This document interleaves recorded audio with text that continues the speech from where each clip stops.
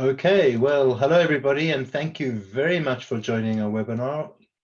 Some of you are in the United States in the afternoon, some of you are in the evening, and some of you it's early morning.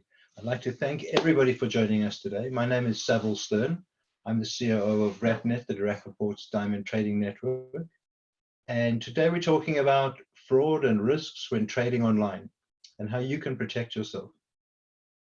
Right now, we're going through a very difficult time. This coronavirus has hit everybody equally internationally. Most of us are stuck at home. I'm actually speaking to you from a room in my house. I know the other panelists tonight are also going to be speaking to you from their homes. We've been confined to our homes in the US, in Israel, in India, in almost every diamond country. And it's a very difficult time. And on top of that, I'm coming here to talk to you tonight about fraud and crooks and thieves. Because the frauds and the crooks and the thieves, they don't have mercy on us when we're going through a difficult time. They don't really care that coronavirus is changing the way the world does business. In fact, for these particular crooks that we're going to talk about tonight, the move to the internet, which the coronavirus is accelerating, the move of commerce to the internet, is going to cause even more fun for these crooks and thieves. So we have to be vigilant, and we have to stop these crooks from taking advantage of us. So before we dive into all the presentations, I'd like to introduce my fellow panelists. Together with us today, we have Sara Yood. She's the senior counsel at the Jewelers Vigilance Committee. Sara is an admitted attorney in the state of New York and has vast experience in anti-money laundering, compliance, as well as trademark litigation and advertising monitoring. Also speaking today is Kathleen Morgan, who manages the Jewelers Board of Trade Credit Reporting Department. Kathleen has been with the JBT since 1989 and is assisting the JBT in fulfilling its mission of delivering unbiased commercial credit information, as well as providing vital industry data and statistics. All right, well, let's dive right in then. Today, the format we're going to be using will be 3 short presentations by each of the panelists. And at the end, there'll be a Q&A session, questions and answers, where you can ask any question from any of the panelists. If you have a question, please hit the QA button at the bottom of the screen and type the question in the screen. If you'd like a particular panelist to answer the question, please point out or indicate to whom you're directing your question. Okay, well, without further ado, I'd like to call on Sara, Senior Counsel at the JVC, for her presentation.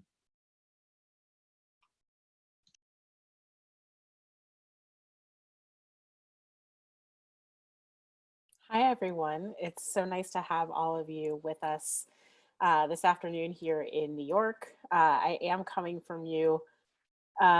live from my home. So welcome to my home. Today, I'm going to talk to you, obviously, about protecting yourself from fraud and risks when trading online.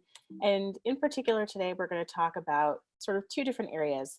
The first is about AML regulations. So that's anti-money laundering law. We're going to talk about what you're required to do and how AML actually functions to protect you when you're trading in general and online. And then we'll talk about some Federal Trade Commission advertising concerns, some general advertising ideas, special online advertising, deception disclosure, and things of that nature.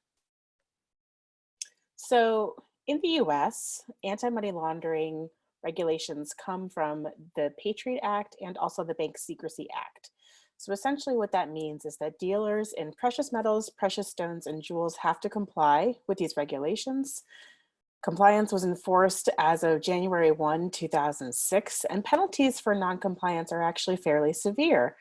They can include civil and criminal penalties. So you definitely want to know and understand what these regulations mean. What is the purpose of this? Why do we do this? These laws were actually written to engage corporate America in preventing the use of US businesses for criminal purposes. So if you've ever ridden the subway in New York City, you might know that there's a tagline, if you see something, say something. And so essentially this is the same thing. It's positioning US businesses to be alert to the possibility of money laundering or being unknowingly used for money laundering or terrorist financing. And then we want to make sure that businesses essentially are keeping an eye, are knowledgeable about their supply chain, about who they're purchasing from and who they're selling to. Uh, so what actually is money laundering? Essentially, it's taking proceeds from a crime and making them look clean. So we are making sure that businesses and criminals are not using businesses to launder money, to essentially disguise the source of their money and make it look like it's coming from a legitimate source. Of course, we don't think that jewelry businesses are laundering money. What it is that you're at risk for being used unknowingly for money laundering or terrorist financing. So again, these regulations are positioning you to know about your own supply chain and who controls the businesses that you're trading with. Obviously, this is an extra concern when you're trading online because oftentimes you're not meeting in person and establishing the business rapport that you often do with your suppliers. So having to comply with these regulations actually helps to protect you. So who cares about this? I said before, it came from the Bank Secrecy Act. There's regulation. This is enforced by the IRS in the United States and OFAC. The State Department cares about this. Your bank cares about this. They're probably going to ask you if you have a anti-money laundering program. Your US-based customers and suppliers are going to ask you if you have a program. And in addition, there are cash reporting requirements if you accept cash over $10,000. And you'll need to make sure that you comply with those as well. So who has to comply with these rules? It's dealers who do $50,000 or more in the purchase and sale of covered goods. That includes precious stones, precious metals, and jewelry made from that if 50% or more of the value is derived from the precious stones or precious metals. This applies regardless of where your supplier is. So if you're in the US and you're trading with someone in Israel, for example, you will need to ask them for the information that you are asked them. It doesn't matter that they're in Israel. They may have different requirements themselves, but in the US, you still have to ask them for the information that's required. There is an exception for retailers. Retailers who buy only from sellers who are US AML compliant don't need to have their own program. So essentially, if you're sort of covered by your US suppliers, if you only buy from US suppliers. But as soon as you have a foreign source of supply, you purchase from a member of the public, an estate sale or auction house or a government sponsored sale, then you're knocked back into the requirement to have a program. There are 5 steps for AML compliance. The first is appointing a compliance officer. That's the person in charge of AML in your business. Performing a risk assessment, looking for areas of risk in your business. Writing your program and policy, that's just writing out what your policies are with AML. Training your employees, and then periodically testing your program to see if it's working as designed. And essentially, AML is one part of a large multi-agency governmental effort to combat corruption and terrorism. This provides a framework for asking questions of your suppliers and stepping back into your supply chain. It also empowers the compliance officer in your business to check up on your suppliers, to be aware of sort of global financing conversations, and making frequent evaluation a normal part of your business operations is always going to be a good thing.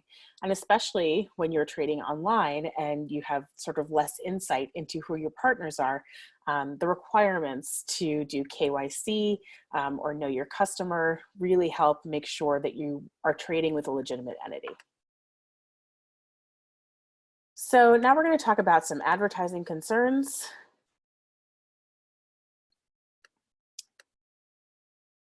And in general, for advertising, marketers have to accurately describe the products that they sell and should avoid deceptive representations and claims. The definition of deception is actually very broad, according to the Federal Trade Commission. And essentially, the question that you should be asking yourself is, am I fairly representing my product in the marketplace? I often tell people that my mom is a fairly sophisticated jewelry consumer. She's in her 70s. And when I look at an ad, I think to myself, would my mom understand what this ad is selling? And if the answer is no, then it's probably an issue because she does actually know a fair amount about jewelry. So you want to make sure that any claims that you are making fairly represent your product. There are consequences for not doing this. There's government regulatory action, competitor lawsuits, and consumer lawsuits as well. Especially online, anything that displays or promotes your product in any media is advertising. So there's 4 basic principles created by the Federal Trade Commission that you need to be aware of. Deception, advertisements have to be truthful and non-deceptive. Substantiation, advertisers must have evidence to back up or substantiate their claims. Fairness, advertisements must not be unfair. And disclosure, advertisements must be clear and conspicuous. So if you are looking at sort of online advertising in general, and the ad doesn't seem to adhere to all of these, that might be a riskier transaction to engage in. So I want to specifically highlight deception just a little bit. An ad's going to be deceptive if it contains a statement that's likely to mislead a buyer acting reasonably under the circumstances. So some examples of material claims are the identity of gemstones or precious metals, carat fineness of the precious metal, carat weight or grade of a diamond, or failing to identify the grading system used. Those are all things that could be deceptive if you don't include them in an ad. The FTC, in addition to the jewelry guides, has an entire separate set of guides called the .com guides that talk about how advertising has to appear when it's on the internet. They specifically talk about things like smartphones displaying ads differently than, you know, a desktop computer.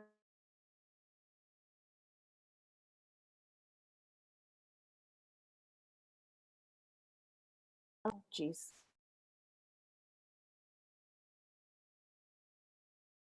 I'm so sorry. I think the presentation kicked me out, but I will go right back into it. Okay, so if a hyperlink is used to lead to a disclosure, that link must be obvious and clearly labeled. If scrolling is necessary, that should be indicated in text or visual cues. And then disclosures have to be made before a consumer makes the decision to purchase something. So that's before they click on add to shopping cart. And then finally, I just want to highlight one last thing about native advertising. This is essentially advertorials or infomercials, or now we know this as sort of like influencer marketing on Instagram. So basically, this is advertising that seeks to unfairly capitalize on the reputation of the platform where it's published. So this advertising too still can't be misleading to consumers. So you do need to indicate that this is sponsored content. A good example of doing this is the New York Times has a whole section called From Our Advertisers. And that is exactly what they're doing. They're showing that this is content that is provided by advertisers that is trying to, you know, essentially it's advertising. So those are some things that you will want to think about as you're trading online. My contact information is there. And obviously I will be around for the Q&A at the end of this presentation. So please do ask questions, and thank you very much. Sarah, thank you very much. Really interesting information. That's how we protect ourselves as owners, as business people. And it seems to have 2 parts really. It's stuff we do, you know, make sure you don't advertise badly, make sure that you've got an anti-money laundering program, and secondly, check out who you're dealing with. Check out who your buyer or seller on the other side is, and that's crucial as the world opens up and we start dealing with all sorts of people from all sorts of different places, especially as we trade online. What I'd like to do is first share my screen so that you can see my presentation. The screen I'm sharing is this one. I think you can see my screen. What I'd like to do is to present some of the hard lessons that have been learned by RapNet and by our members so that you can all benefit from the unfortunate experiences of others and make sure you don't fall into it yourself.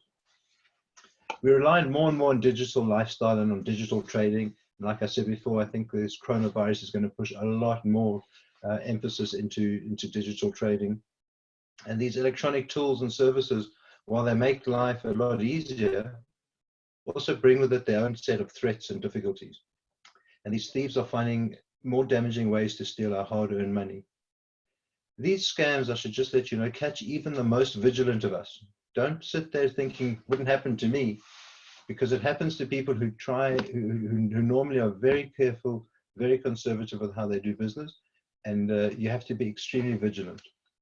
Let me tell you what kind of threats I want to talk about today. Look, there's lots of different types of scams and thieves out there. We're no stranger in our industry to scams where diamonds and jewelry are highly portable objects, and they attract thieves like bees to honey. For example, just two of the types of certificate scams that are out there. Grading scam is forged certificates, sell you a diamond with a certificate that isn't really from the grading lab, or what I call forged diamonds, where the diamond is, there's a real certificate, but the diamond is cut to match that certificate and isn't the actual diamond that goes along with that certificate. We're seeing that more and more with HPHT diamonds cut to match particular grading reports, and sometimes even CVDs that are cut to match natural diamond certificates. We all know about the crimes that happened, for example, at the GIA not so long ago, where somebody broke into their databases and changed the grading report results before they were printed. Those kind of things happen. That's not what I'm talking about. These are physical objects or one-off crimes. What I'm talking about more today is cybercrime and how it can affect you and what can happen. And that's what I want to relate to today. These cybercrimes are sophisticated. They normally have some sort of social engineering aspect to it. Social engineering meaning they convince you by knowing something about you. They convince you by pretending to be somebody else to give up some information. That's that's what social engineering is. Hacking is when somebody breaks into your computer or your system. And phishing with a PH is when somebody sends you a piece of information, normally an email, pretending to be somebody else, and trying to get some information out of you. And then that information is used to harm you. For example, in the RapNet environment, sometimes our members get emails purporting to come from RapNet saying, if you don't click here and put in your username and password, we're going to stop your account. So they click, they get to a web page, it looks like the RapNet login, they put in their username and password, and then the website takes them to Google or something, and they think something went wrong. In reality, it was a website designed to look like RapNet to steal their username and password.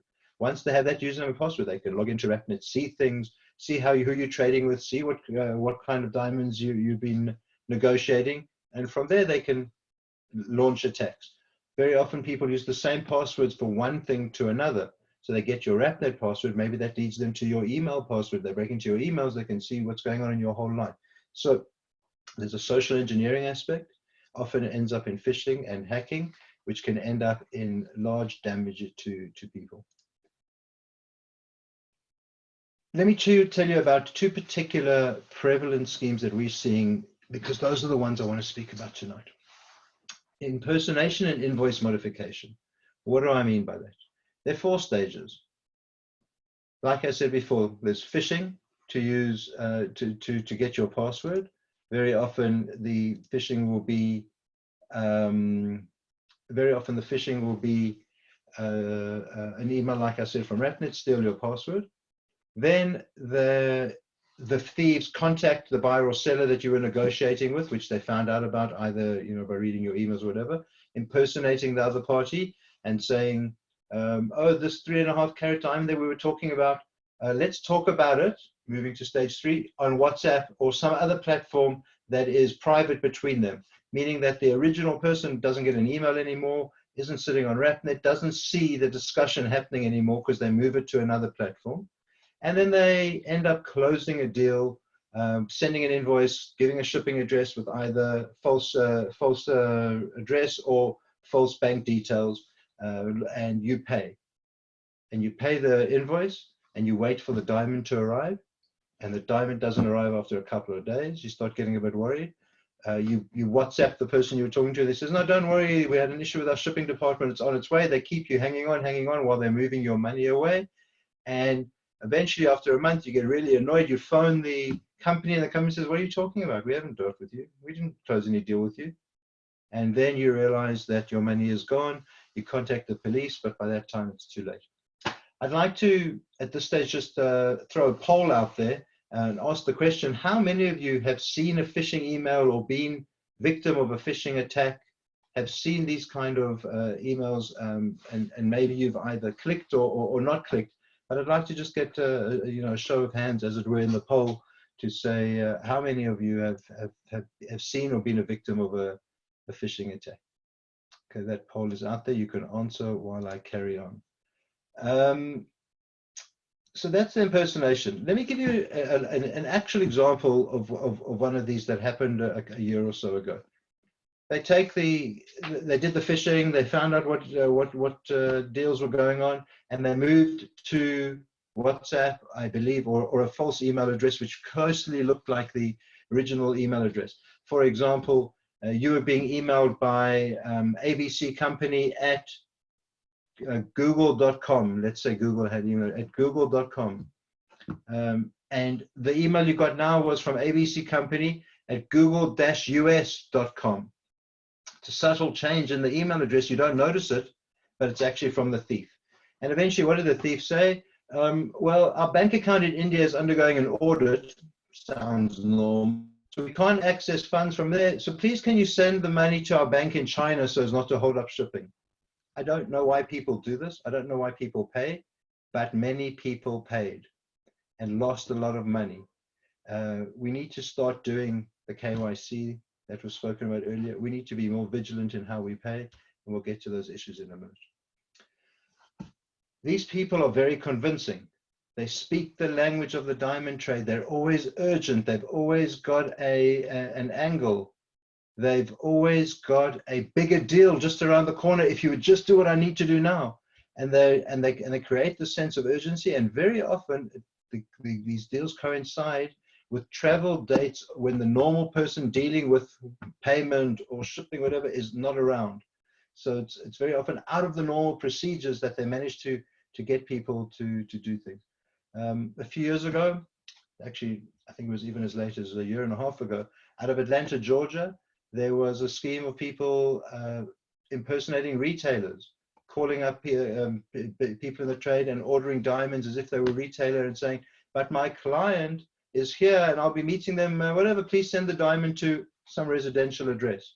And people know that they had business with these retailers and didn't find it too out of the ordinary and were sending these diamonds to the thieves. And that eventually people cottoned onto that, so they eventually changed it to business addresses and then managed to redirect the shipments. And a lot of diamonds were lost into this gang out of Atlanta, Georgia. So what is the extent of the problem? Where are we sitting? What is the issues?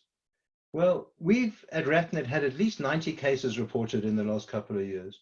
And that's reported to us, and we don't really deal with the cases because in RapNet, the dealing is between the members themselves. We don't get involved in the trading, but people have reported at least 90 cases to us. More than $600,000 have been stolen from our members. Many cases go unreported. People either think it's part of the cost of doing business or are too embarrassed to report, and so many cases don't get reported. But the upshot of all of these is that it shakes confidence in people doing business online. It makes doing business problematic and inefficient, and we have to find a way to deal with it. So what is it that we can do? Well, there are three main parts to how we can protect ourselves, but I can sum it up all in one word: be more vigilant, be careful, be very careful. You need to be aware. First of all, you need to be aware of the kind of schemes that are out there, and I mentioned a couple of them tonight, and there are a few more if you're interested. We can talk a bit offline. And just be aware that there are people who are trying to part you from your hard-earned money, and if anything looks too good to be true, or it doesn't make sense, it probably is too good to be true, or it probably doesn't make sense, and you need to be careful.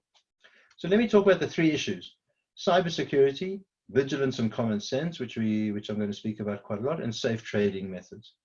So as far as cybersecurity goes, let me sum it up in a very short time because I know I'm running out of time.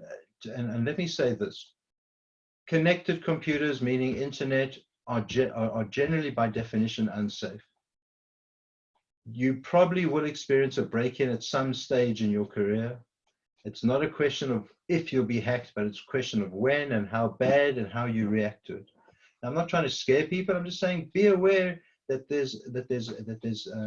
connected computers are generally insecure by their nature. Be aware that free isn't free. If you're using free email services or free storage, often that comes at a security price.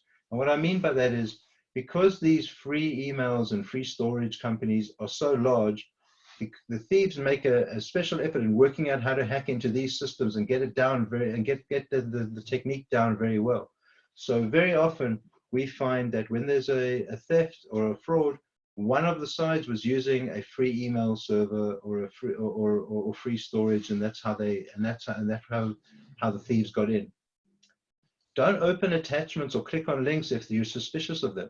If you're on a computer, hover over the link with your mouse and see that it's leading you to a normal website, one you would expect. For example, you get an email from RapNet, hover over the link and make sure that the link that you're about to click takes you to rapnet.com or something with RapNet in the name, and not some weird, as there was once, a furniture manufacturer in Dubai was broken into, their server was broken into, and someone put up a false RapNet page on there and was directing people there, stealing passwords.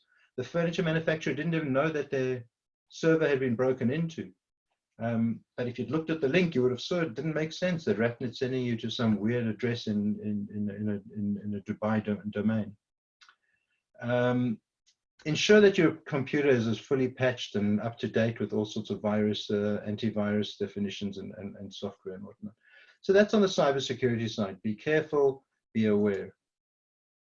As far as vigilance and common sense goes, listen, if you're dealing with a first-time customer, just like you wouldn't extend credit automatically to people, be careful also about how you pay. Make sure that you're paying to the right bank account. Make sure the bank account's in the city of the person of the company that you're paying, because it's a bit weird to have a company in New York, but they ask you to please pay them in San Diego, or a company in New York and says, please pay our bank account in Peru, which is what happened in 3 or 4 of the cases that I dealt with last year, a bank account in Peru. This KYC, KYS legal requirement of know your customer, know your supplier, while there may be a legal requirement, they're more than just a legal requirement. They actually protect you, because by investigating who your supplier is and who your customer is and knowing where you expect their bank account to be and knowing what you can help, you can make it make sense, and that way you can protect yourself from thieves who try and take advantage of diverting funds. Before making the first payment, make sure that you call the seller to verify their banking details. If their banking details ever change, make sure you verify that it's really a change from the company, and make sure that all the names match. We've had a few cases where the names are close, or a word or two is added in and the bank account is a different bank account. We've spoken about being cautious about opening links in emails. Some people go to the extent of doing their own typing. What do I mean by that? If the company says, here is a link or a phone number, perhaps don't click it from the email. Go and type the link into a browser directly, so that you're not clicking on something that looks like for example, rapnet.com link, but when you click it takes you somewhere else, and actually type the link directly into your browser. Make procedures in your businesses. Make procedures for how you transfer money. Make procedures for when you're prepared to send goods out after funds have cleared. Make procedures for large amounts that maybe you need authorization of 2 or more people, because it's when there's no procedures, or when procedures are ignored, that people lose money. Okay, I need to finish off. So finally, like I've been saying the whole time, if you're not sure, don't only rely on the internet. Make the call, make a human connection, pick up the phone, and make sure that the instructions you have are the instructions you're meant to follow. These people who do phishing emails, they use pressure tactics, they prey on fear, they make sure things are urgent. If people send you something and it looks like a family member, a friend, or even a business company really does need personal information that doesn't make sense, find a way to contact them. Don't just respond. Okay, and then finally about safe trading. If you're on RapNet, communicate only via the RapNet website. We've got a secure system where buyers and sellers can talk to each other. If you take it off RapNet to emails or WhatsApp, you're opening yourselves up to these kind of schemes. Be careful of emails. They're pretty insecure. Email was never meant as a way to do safe transactions, and people can break into emails without too much trouble. Try not to use chat applications if possible, only because you don't really know who you're talking to on the other end.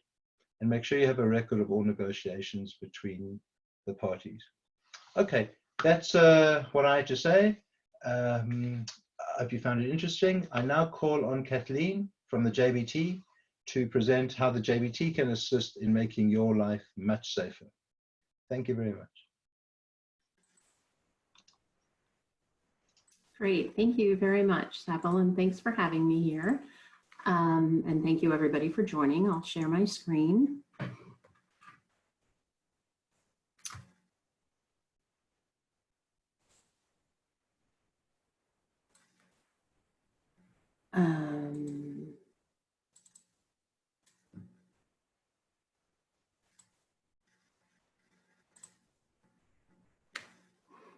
Great. So thank you, Saville and Sara, for sharing your expertise. I am actually going to further the conversation, certainly building off some of the examples Saville just described, as well as some of how Jewelers Board of Trade can help you, and our credit reports can help you protect yourself from fraud, knowing your customers, and also reducing your credit risks. To throw out a poll question to anybody who is familiar or not familiar with Jewelers Board of Trade, how important is it to you to obtain information on new business partners, be it a new supplier or a new customer? We do have a lot of information that we'll be able to provide you through Jewelers Board of Trade, which will help you with that. So Jewelers Board of Trade has been in business since 1884, and we've been providing members with unbiased commercial credit information specifically within the jewelry industry.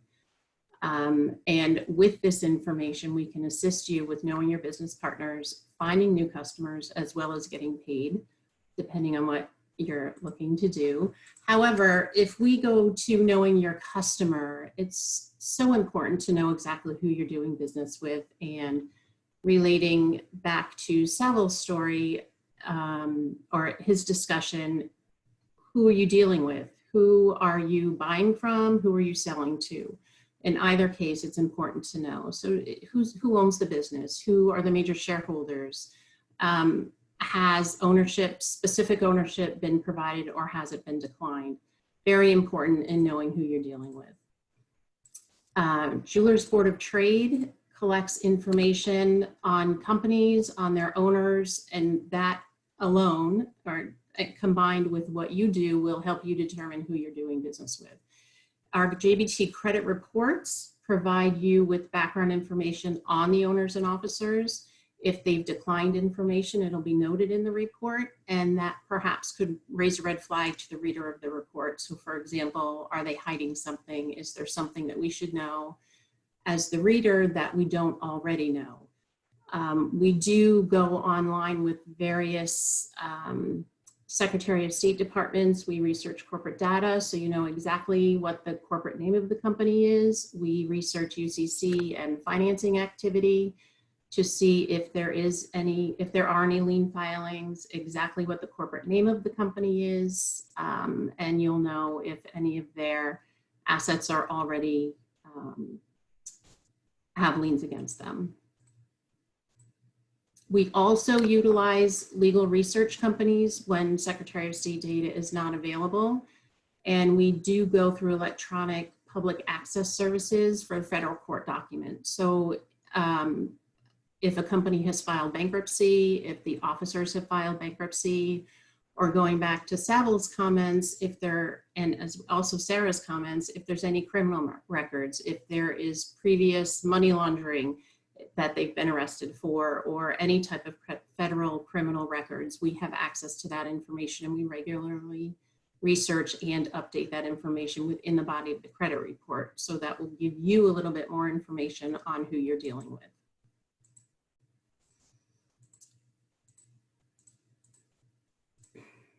Sorry about that. The scams that Saville was talking about in Atlanta, Georgia, we actually dealt with those at Jewelers Board of Trade as well. Some of our members who did not order a credit report prior to selling to companies did lose money, and other members did order a credit report prior to selling to a company.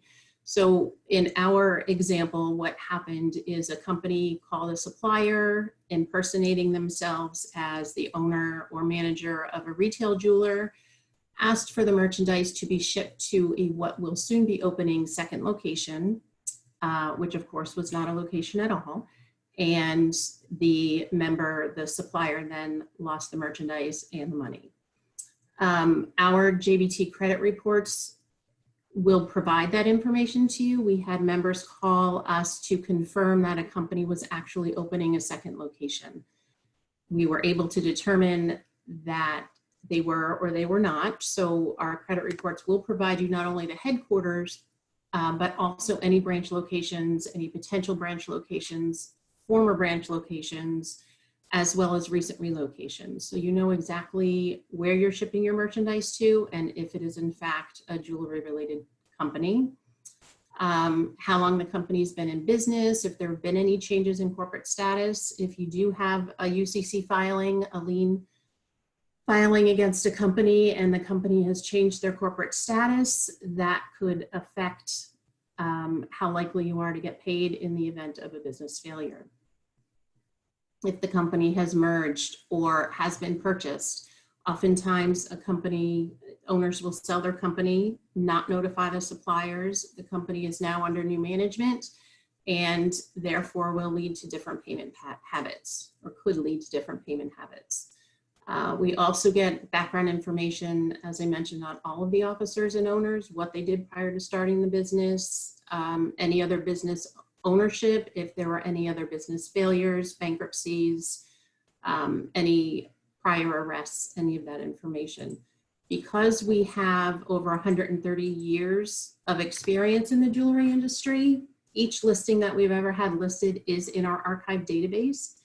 All of that information is researched with each new listing we put into our database. Therefore, any prior information will be carried over to the new credit report. So a company, if they've been listed with us, if we found any information, it'll be carried over to the new report, and therefore they can't hide from their past. We'll be able to provide that if you, in fact, were looking at a JBT credit report. Along with knowing your customer, we discussed identifying credit risks. You can identify potential credit risks by looking at the credit report. We do provide for you payment scores based on an average payment day beyond agreed upon terms. If you're questioning a company, you can then see how they're paying their other suppliers. The information contained within our credit reports are only jewelry related. We only get references from companies within the jewelry industry. Therefore, what you're looking at is how they're paying other suppliers, which could then reflect how they're going to pay you. We also will be able to tell you if we've had any collection claims placed with our collection department, as well as the status of the claim, if it's been paid, etc. And then there's just a bit of an example as to what type of information we can provide to you, letting you know the number of suppliers that are reporting, how much money they're reporting, and if the company is paying on a timely basis.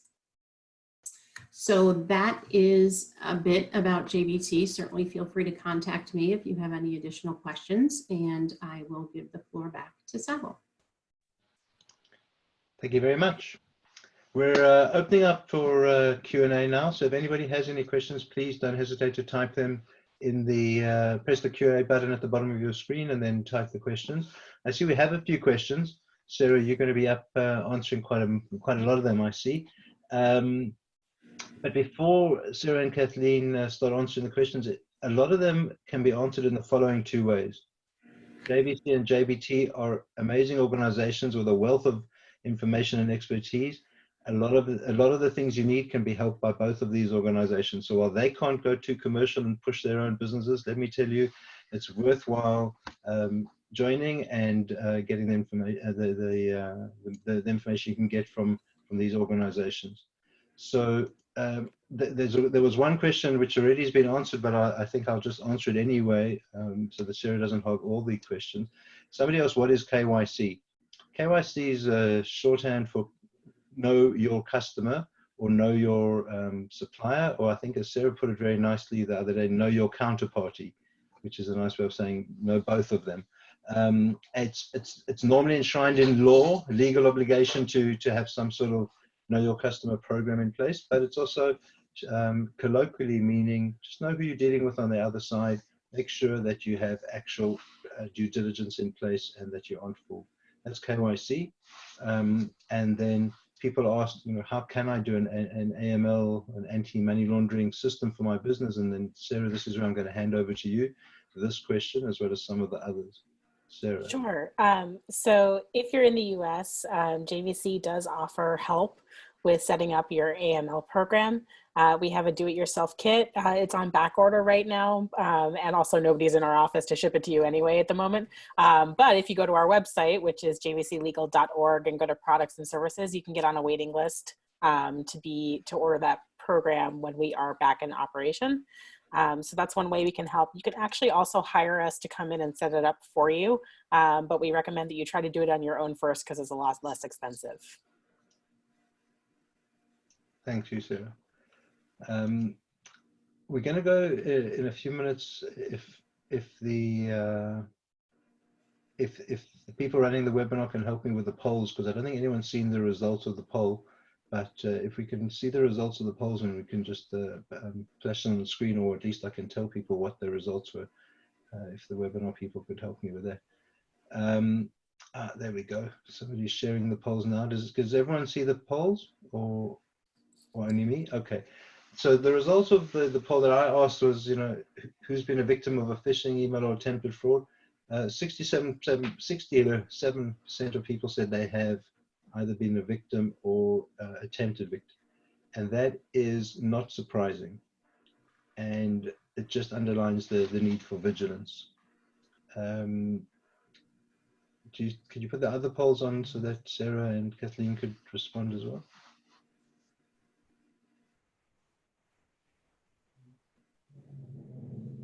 Great. So this was my poll that I totally forgot to ask during my presentation.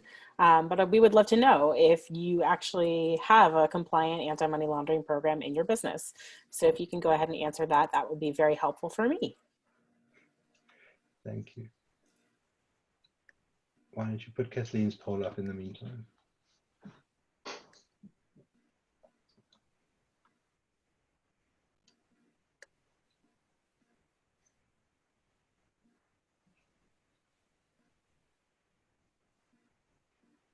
Okay, while we're waiting, I want to deal with some of the other questions. Colin, I think that we've answered about the legal research resources that we can suggest. We can suggest JVC, and that's where I would start. And I think, Anna, that's the same kind of question. You were very interested in the KYS angle, and I hope we're going to talk about that. I think Sara did. There are two questions that I think, Kathleen, you need to answer. One of them is from Jonathan Sooner, who says, how do you confirm an ACH account is the correct account number? In other words, is there a way for me to confirm that the bank account details I've been given are correct? And the second question from Mark is, how do I get a copy of my JVT report? That's the... Okay, well, to get a copy of your credit report, I would suggest reaching out and contacting me offline, and we can then further discuss it. There are some, the information at JVT is kept confidential, so providing that information to just anybody, of course, is not standard procedure, so I can speak with you about that further. With regard to banking information, unfortunately, I can't answer that question. We do not obtain banking information. We don't obtain payment information or payment from anyone other than our members. So that information would be unknown to me. I think the question of banking information is more, somebody sent me an invoice and said, pay here. Is there a way I can look at the information that the JVC has to confirm that that client's banking information is what they said it is. And that's not something the JVT does. No, it's Okay, not. good. We don't get any type of banking information.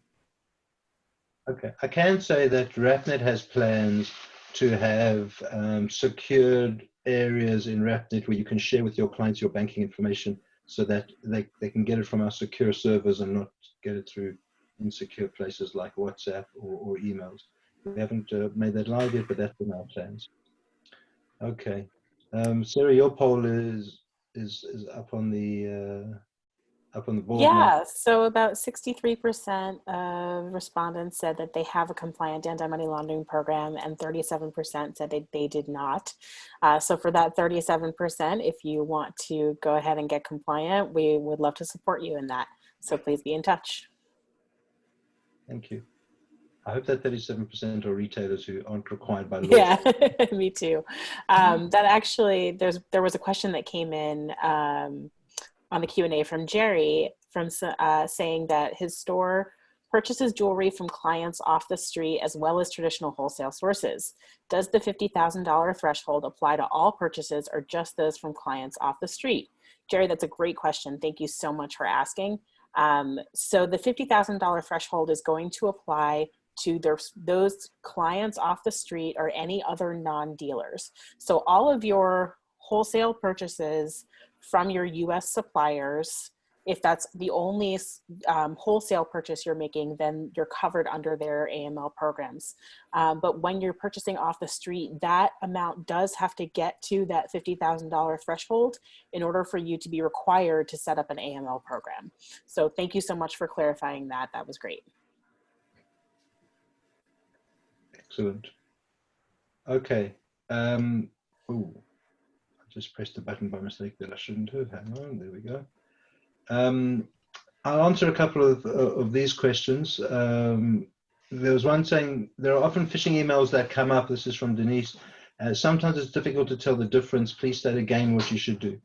Phishing emails have the following telltale signs, and you can find lots of places online, especially banks that put out a lot of information about how to recognize phishing emails. And I know RapNet's got a section on secure trading where we also have some information about that. Phishing emails have the following characteristics. First of all, the from email address is often suspect. It's often some long line of characters that don't make sense, or not from who you would expect it to be. The second thing is that if you hover over the links don't take you to the websites you think they would take you to. The third thing to look for is bad grammar and misspelling. I'm not sure why there's often bad grammar and misspelling in these phishing emails. It's either because it's done on purpose to try and convince you that it's authentic, or it's because the thieves are just got bad grammar and bad spelling. But either way, that's very often bad grammar and bad spelling is often a characteristic of these non-professional phishing emails. And the third thing is they're asking you to do something unusual. It's your bank saying to you, we're going to stop your account if you don't log in to confirm you're still alive or something. No bank asks you to do that. Or a bank or RapNet saying your account's going to be frozen if you don't click here. You know, things that you wouldn't expect from wherever you're getting it.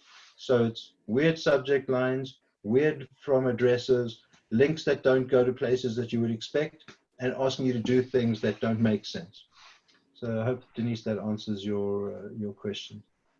And then Carrie asked an excellent question. More people should ask this question. What's the cost for a wholesaler to be a member of RapNet, and can appraisers become members? Carrie, if you go to rapnet.com, all the details are there. But RapNet starts from $660 a year for a normal dealer. And there are some cheaper plans for appraisers with reduced functionality. We've got 6 more questions that we're going to go through quickly. And I think, Kathleen, this is probably for you. How can a small business, Judith asks, how can a small business protect themselves against stolen credit cards, where the sale has been okayed by the credit card processing company and also the credit card company? It's a difficult question. That is a good question, and I feel horrible. I wish I had a really good answer. With our credit reports, we can help you confirm the identity of a company, the location, their past credit experience. But when you were speaking about stolen credit cards, that would not be in our wheelhouse. That's not something we would have information on. Yeah, Sara, have you got any insights?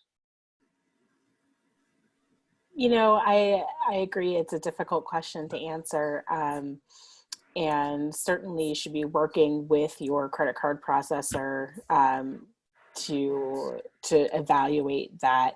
But I would say that my answer, framing it in the framework of AML, is again, if you're doing the KYC, if you're asking for references when you're setting up new suppliers or customers, it's more likely that that will not happen to you.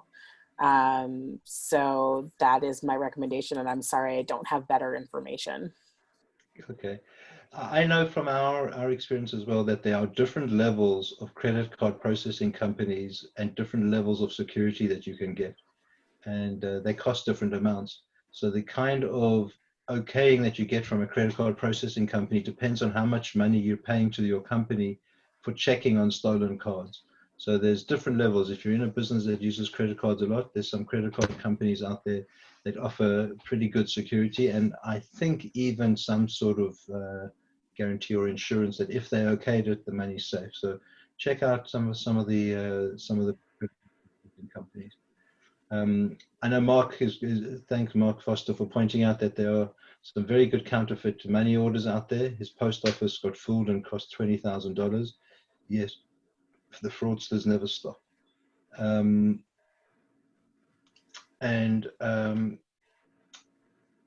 There's just two admin questions. Jerry's asking, will the video of this webinar be available later? The answer is yes, probably from all of the three organizations, RapNet, JVC, and JBT. So you'll be able to get it from your favorite organization in any format. And I just dismissed a question that I shouldn't have. Where was it? This one's for you, Sara. Wayne asks, in advertising, can you use generic pictures, like pictures of stud or jewelry or diamonds or whatever? Great question. So the answer is that it depends if you own the copyright in those photos. So if you control the intellectual property rights of those kinds of photos, you can certainly do that, but you do need to say in your descriptions that the photo is not necessarily representative of the actual product. So essentially make sure that your customer knows that this is a generic photo and that you will be providing more specific information about the product you're selling. Thank you very much. Okay, we're going to be wrapping it up because I see we're running out of time. There are a couple more questions here. Actually, they both seem to be directed at me. So I'll answer them. They're both the same. Paddy Shah asks, what kind of legwork is done by RapNet before accepting new members? Many international RapNet members do not belong to the JBT. How do you proceed to accept new membership? Great question. And Carrie asks a very similar question. Can you share anything about the screening process at RapNet, the authentication required for companies who list their diamonds for sale? Or is it more of a buyer beware environment? There are there's two answers to the question. First of all, RapNet has quite a rigorous screening process, which involves the following three questions. One, are you a member of the trade? Prove to us that you're in the B2B trade environment, because no consumers get onto RapNet. Which means if you're a retailer, you need to give us a picture of your store and your business license. And if you're a dealer, you need to show us, which organizations you're a member of on your business license and who the owner is of the company, and we go through quite a rigorous process to check you're in the trade. Secondly, we go through what we would call internally a good guy process, which is give us a few references from the trade, preferably from other RapNet members, that tell us how long you've been in business, that you pay on time, that you're a reasonable person to be allowed into the RapNet community. We also only allow people that have been in business for a year or more on RapNet, so that people don't set up companies do whatever scam and disappear. And so, you know, that's what these references, these references answer. That's the first leg of our check, which is, are you in the trade, and have you got someone who's two people or more who prepared a vouch for you? The second leg is we do KYC checking, even if we're not legally obliged to, where we access various databases, we access the Patriot Act and the Bank Secrecy. We access various databases that keep lists of people that are either money laundering or have sanctions against them or on the known terrorist list, etc., etc. And we run addresses and name checks against them. And if those come up positive, we do further investigation checks. So we check against various lists, FBI lists, Scotland Yard and England, and various other lists to make sure that the people who are applying are not on any government list that says you shouldn't do business with them. And we require address proof and proof of where your business is. So not only do we require address of the business proof, but we require personal identification of the owner and anybody who's going to have a login to RapNet. So we're pretty strict about who gets into RapNet and how they get in. And because of that, RapNet's a trusted environment. However, that being said, once you're inside RapNet and you're doing transactions, RapNet doesn't take part in the transaction. So when you're doing transactions with somebody, be aware that you need to make sure that the transaction is normal, is safe, that the money is as you expected and whatnot. We don't get involved in the transactions unless you ask us to. And then for a fee, of course, we can do escrow or whatever else that people would require. But generally, the transactions are direct between the members. I hope that answers your questions, both Paddy and Carrie. That's it. I believe those are all the questions. There being no further questions, I'd like to see if there's any closing remarks from Kathleen or Sara. I think I've spoken quite enough already. Yeah, so I would just say that we encourage all of you to join JVC and support the work that we're doing in helping the jewelry community with legal compliance. And please do contact me if you have further questions about that. My email is Sara, S-A-R-A, @jvclegal.org. Thank you. Great, thanks, Sara. I just want to say thank you for joining us. I hope that the webinar was informative and helpful. And I do think that both JVC in combination with JVT credit reports can certainly help a great deal with knowing your customer and mitigating your credit risks. So thank you. Okay. Thank you very much for joining, everybody. Stay safe out there. Please stay healthy. Look after your families. And we'll see you online. Bye-bye.